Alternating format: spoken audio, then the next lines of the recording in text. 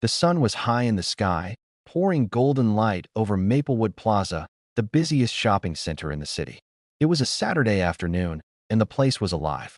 Kids ran past the fountain with dripping ice cream cones. Music floated out of open storefronts, and vendors called out deals to passing customers.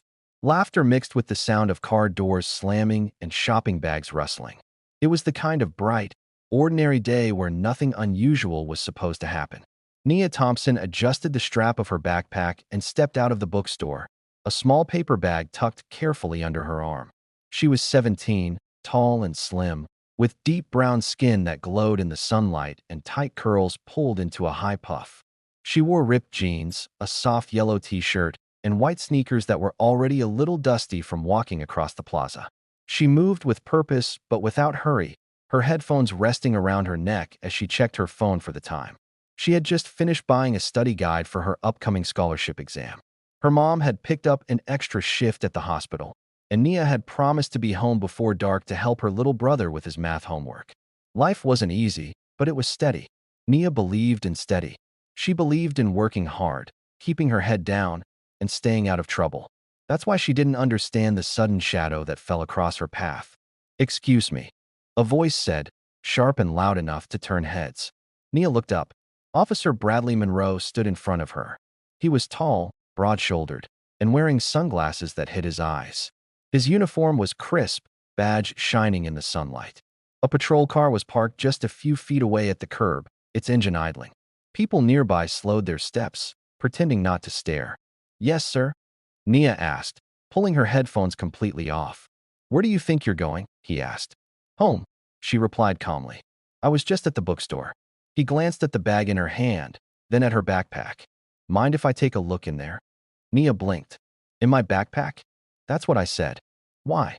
she asked, her voice steady but confused. "We've had reports of shoplifting in the area," he replied. "You fit the description." The words hung in the air, heavier than they should have been. "What description?" Nia asked quietly. Officer Monroe removed his sunglasses slowly, revealing eyes that were cold and impatient. "Teenager. Backpack. Hanging around." Nia felt heat rise in her chest, but she kept her shoulders squared. Around them, people had begun to slow down. A woman holding a toddler paused near the fountain. Two teenage boys leaned against a railing, watching. A middle-aged man stepped out of a nearby cafe and pretended to check his phone while listening closely. "I wasn't hanging around," Nia said. "I bought a book. I have the receipt." "That's great," Monroe replied with a short laugh. "But I didn't ask about your book. I asked about your bag." "I know my rights," Nia said carefully. "You need a reason to search my stuff." His laugh grew louder this time. "Oh, you know your rights? That's cute." A few people shifted uncomfortably. "I'm not doing anything wrong," Nia said, trying to keep her voice from shaking. "If you think I stole something, you can call the store and ask." "Or," Monroe said, stepping closer, "you can stop making this difficult and let me see your bag." The air felt thinner. Nia's heart pounded in her ears, but she didn't step back. "No, sir," she said softly but firmly. His jaw tightened. "You think you can tell me no?" "I think I can stand up for myself," she replied. A murmur rippled through the small crowd that had formed. Some people looked uncomfortable. Others looked curious. A few raised their phones discreetly. Officer Monroe's face flushed. "You're being uncooperative. I can take you in for obstruction." "For what?" she asked, her voice cracking just slightly now. "Walking home. For resisting a lawful order." "You didn't give a lawful order," she said. He let out a harsh breath. "You know what? I'm done playing games." He reached toward her backpack. Nia instinctively stepped back. "Don't touch me." That was when he grabbed her wrist. The plaza went silent. "Let go of me," Nia said louder now. "You want to make a scene?" Monroe snapped. "Fine. Let's make one."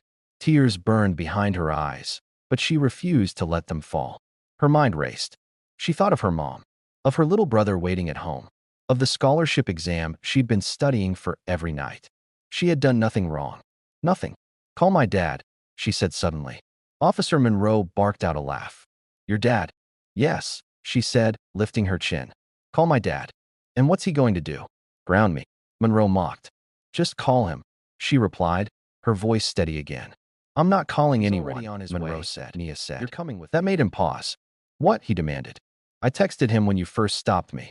Monroe scoffed. Yeah? And what does your dad do? On the mall. Before she could answer, a black SUV turned the corner into the plaza entrance. It didn't speed. It didn't blare its horn. It simply rolled forward with quiet authority and stopped behind the patrol car. The driver's door opened.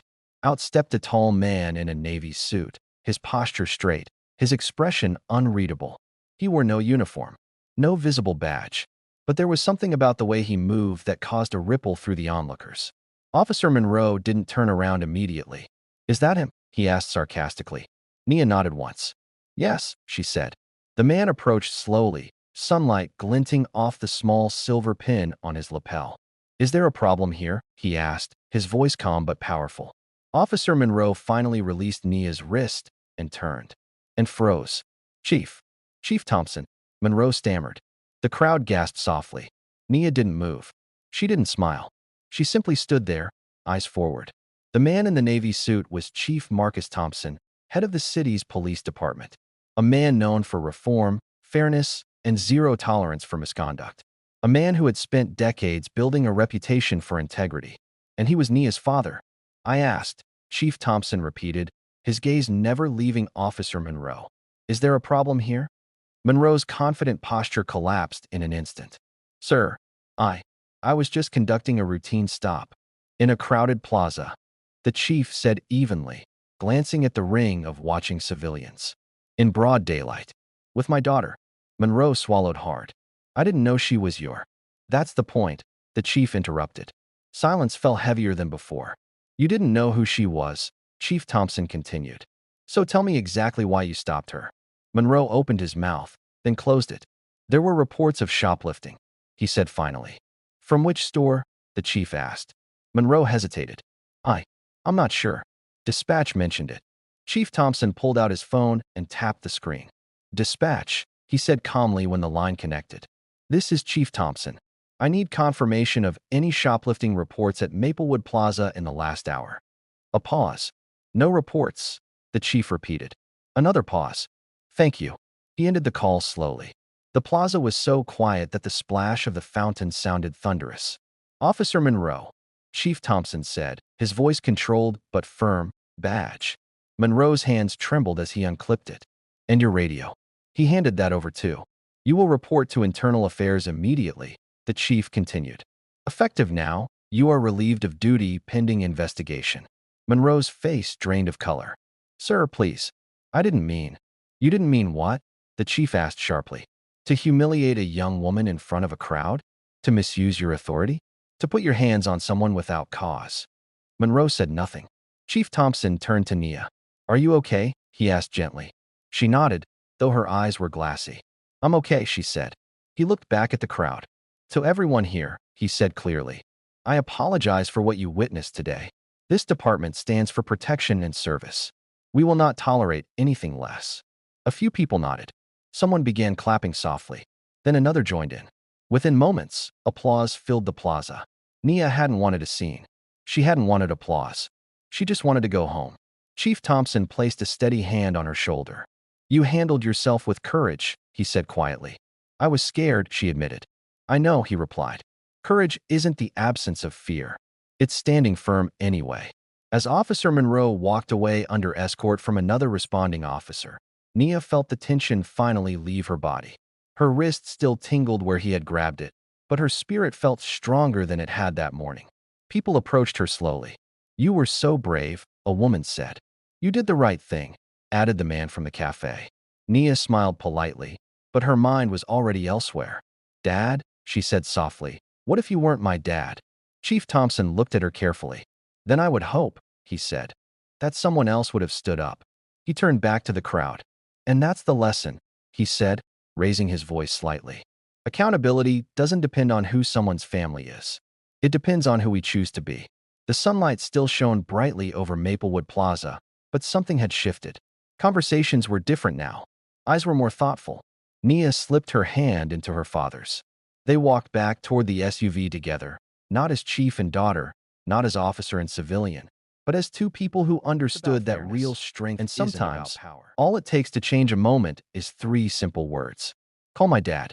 The afternoon sun had begun its slow descent, softening the edges of Maplewood Plaza with a golden-orange glow. The plaza, still busy, seemed quieter somehow, as if the air itself had absorbed the tension from earlier. Nia walked beside her father, Chief Thompson, each step measured, each word unspoken but heavy with understanding. People continued about their errands, but many glanced at them with a newfound respect. Once they reached the black SUV, Chief Thompson paused, kneeling slightly to meet Nia at eye level. "You handled yourself incredibly today," he said again, his voice gentle but firm. "Not everyone would have the courage to do what you did, especially under pressure." "I just didn't want him to win," Nia admitted, her voice barely above a whisper. "I've been taught to respect authority, but he wasn't respecting me." "That's right," Chief Thompson replied, nodding. "Authority isn't about who can intimidate others. It's about responsibility. Sometimes, it's those of us with power who need to be reminded of that." Nia looked at the plaza one more time. Her eyes settled on the small crowd that had gathered earlier, some still lingering. She realized that for every person who watched, there was a lesson being quietly learned about standing up for oneself and holding others accountable. "Do you know what I learned?" she said suddenly, surprising both herself and her father. "Even when you're scared, you can still make a difference. Even a little difference matters." Chief Thompson smiled, proud but also humbled. "You learned well, Nia. Courage doesn't always roar. Sometimes, it's a quiet voice at the end of the day saying, 'I will try again tomorrow.'"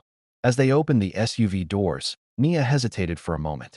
She glanced back at the plaza, at the vendors, at the families enjoying their day, and at the fountain where children splashed. It was ordinary in every way, but today, it had become a stage where justice, respect, and humanity had briefly taken center. "Let's get home," Chief Thompson said, sliding into the driver's seat. "Your little brother is probably wondering why dinner isn't ready yet." Nia climbed in beside him, settling into the seat. Her backpack still held the study guide, but it now felt heavier, not with books, but with responsibility. Responsibility to herself, to her family, and to her community. The SUV pulled away, rolling past the plaza with its sunlit fountains and bustling shops. The city hummed around them, oblivious to the quiet transformation that had occurred, but Nia didn't mind. She had learned something today that no one could take away. "She called me Dad before he even touched her," Chief Thompson said after a moment, glancing at Nia with a soft chuckle. "I think she reminded him that authority without respect is meaningless." Nia laughed softly. "I didn't plan it like that," she admitted. "I just knew someone had to stand up."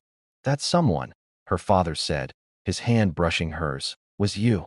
And that's what makes you extraordinary." They drove through the city streets in silence, the hum of the engine filling the space between them. Nia's thoughts wandered to the officer, Officer Monroe, and the lesson he had just received. She wondered if he would reflect on it, truly think about how quickly power could be abused, and how easily fear could be imposed on someone who had done nothing wrong. A few blocks later, the SUV turned onto a quieter residential street. Houses lined the road with neat gardens, trees casting long shadows over the sidewalks. Nia recognized the familiar sights: her school, the corner bakery, her friends' houses. Her world was small in geography, but vast in experience. Today had made it larger in understanding. As they pulled into the driveway, Nia's younger brother, Malik, ran out to meet them, backpack bouncing against his shoulders, a soccer ball tucked under one arm. "Where have you been?" he asked breathlessly. "Mom said you'd help me with math." "I'm here now," Nia said, kneeling to ruffle his hair. "And I've got a story to tell you too." Malik's eyes widened, curious and expectant. "What happened?" Nia hesitated. She didn't want to scare him, but she wanted him to understand too. "Sometimes," she began slowly, "people in charge don't always do the right thing. But that doesn't mean you have to stay quiet. You have to stand up, even if it's hard, even if you're scared, because what's right matters more than what's easy." Malik nodded seriously, absorbing her words. "So you stood up to someone scary?" "I did," she said, smiling softly. "And you know what? It made a difference. Not just for me, but maybe for everyone watching too." Malik grinned. Nia laughed. "Wow, the sound you're light like a superhero. Full. Maybe. Or maybe just someone trying to do the right thing." Inside the house, Nia laid her study guide on the table and settled next to Malik, helping him work through fractions and equations.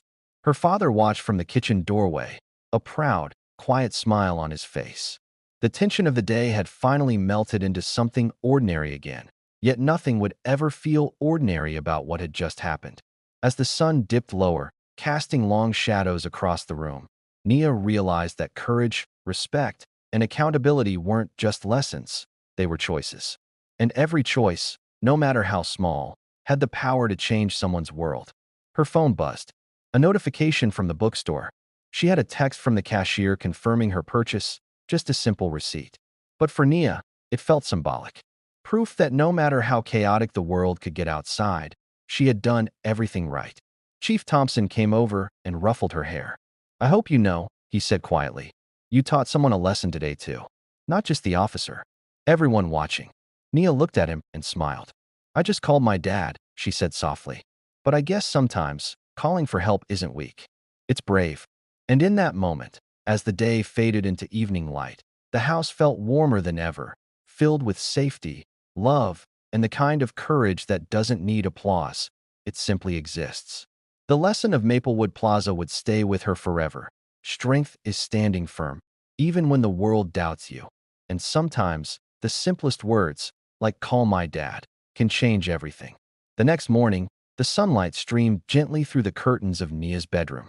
She woke to the familiar hum of the city outside, the distant honk of cars, and the chatter of neighbors greeting the day.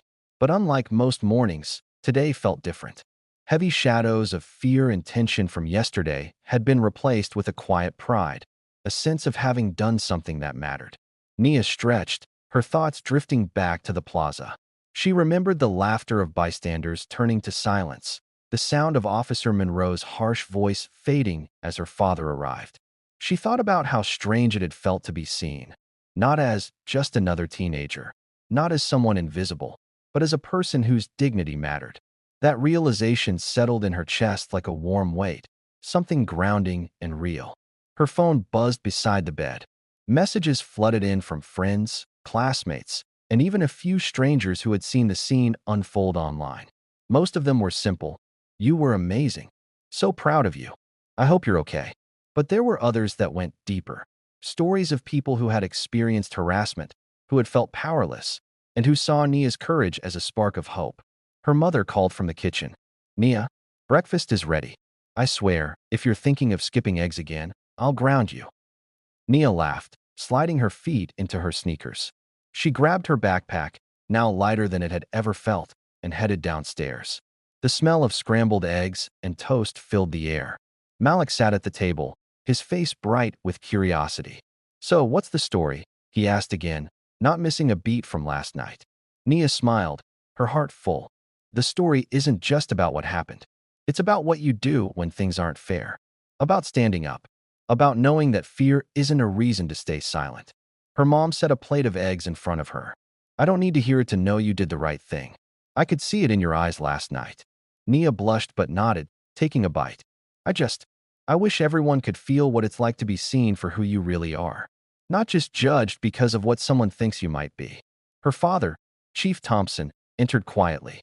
He leaned against the doorframe, watching the family scene, and for a moment, everyone simply existed together, their own little world of warmth and laughter. Then he spoke, soft but firm. "Nia, what you did yesterday, standing up to someone misusing their power, it doesn't happen every day.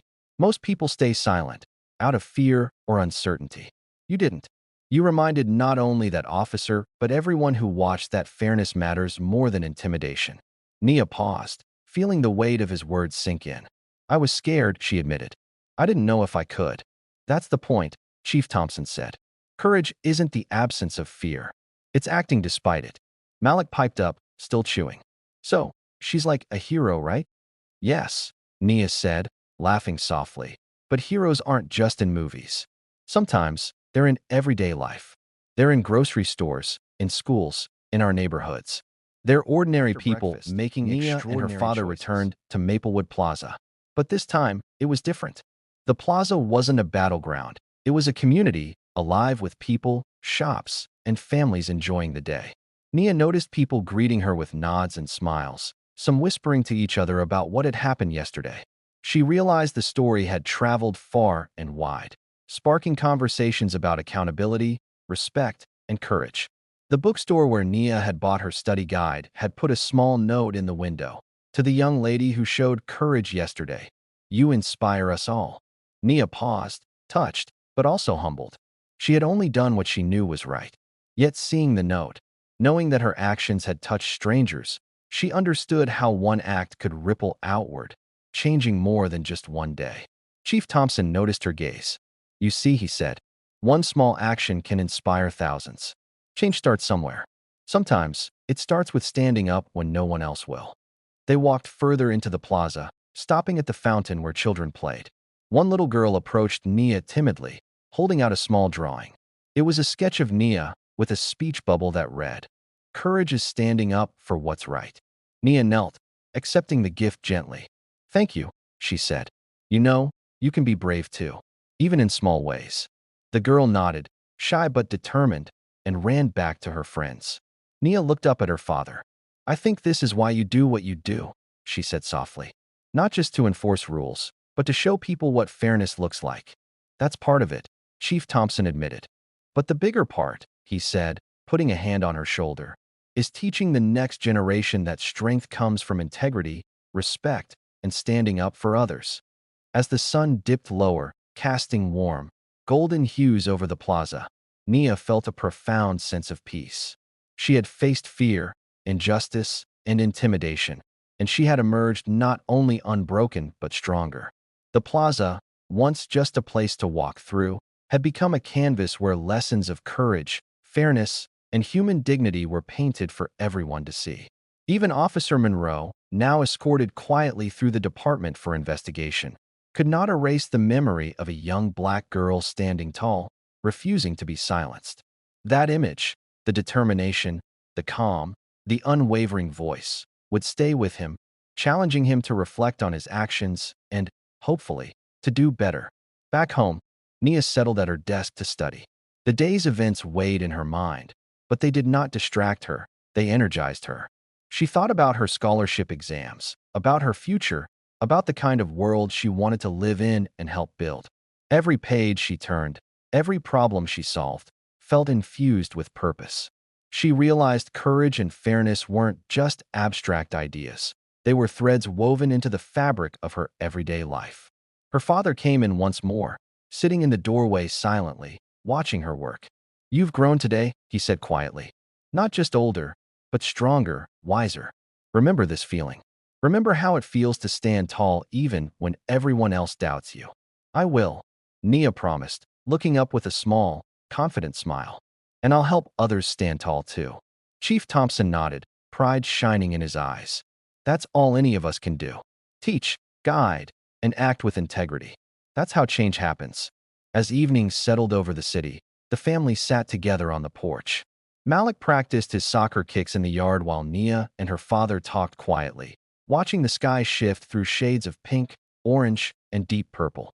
The world outside could be unfair, even harsh, but inside this small bubble of love, courage, and understanding, Nia felt invincible, not because she was unafraid, but because she knew she could act rightly even when fear tried to hold her back. Her phone buzzed again, a message from a neighbor who had witnessed everything at the plaza. "You are the change we need in this world." Nia read it and smiled. She knew she hadn't set out to be a hero. She had just refused to be powerless. And that, she realized, was the truest kind of heroism, quiet, steadfast, and rooted in the courage to do what's right. As stars began to sprinkle the night sky, Nia looked up, feeling the cool evening breeze on her face. She thought about Maplewood Plaza, the people she had inspired, and the lessons that had unfolded like sunlight through the trees. Life would bring more challenges, she knew, but now she understood something profound. Courage, integrity, and love could transform even the most ordinary day into something extraordinary. And in that quiet, infinite moment, Nia Thompson smiled, knowing with every fiber of her being that one brave choice, one simple voice saying, "Call my dad," story of fear or confrontation. It was a story of justice, heart, and hope. And most importantly, it was a story that proved, sometimes, standing firm in what's right can illuminate a path for countless others to follow. And make sure to like, share, and subscribe to our channel.